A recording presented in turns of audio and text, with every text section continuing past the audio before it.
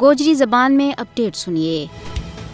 بھارت کے زیر تسلط جموں کشمیر میں ظلم و جبر، قہر سامانی، قتل و غارت گری، گرفتاری اور عزتوں کی پامالی بدستور جاری ہے۔ بھارت نے پوری ریاست نے ایک کھلی جیل میں تبدیل کر چھوڑے ہوا ہے۔ مودی حکومت کشمیری حریت پسنداں کی آزادی کی آواز نہ چپ کران واسطے ہے اور ان کی پچھان نہ مٹان واسطے ہے ہار وہ استعماری حربوں تے ہتھ کنڈو استعمال کر رہی ہے جڑو اس کا بس میں ہے۔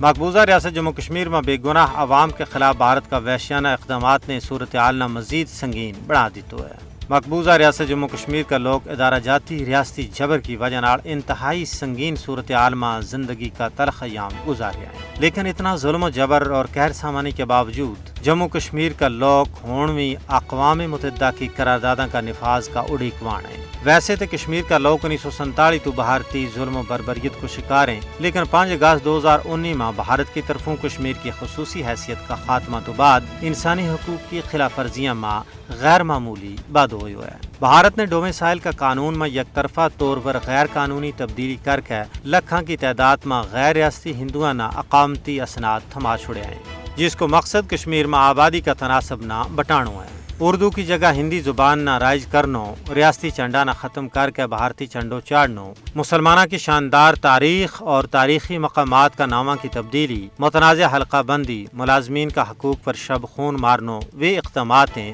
جڑا مودی حکومت کا مکروہ عزائم کو کھلو ثبوت ہیں۔ لیکن تجزیہ نگاراں کو کہنا ہے کہ کشمیری عوام شعوری طور پر اپنا کاز کے نال وابستہ ہے، اونا نہ اس تو بیگانہ کرنو بھارت کا بس کو روک نہیں۔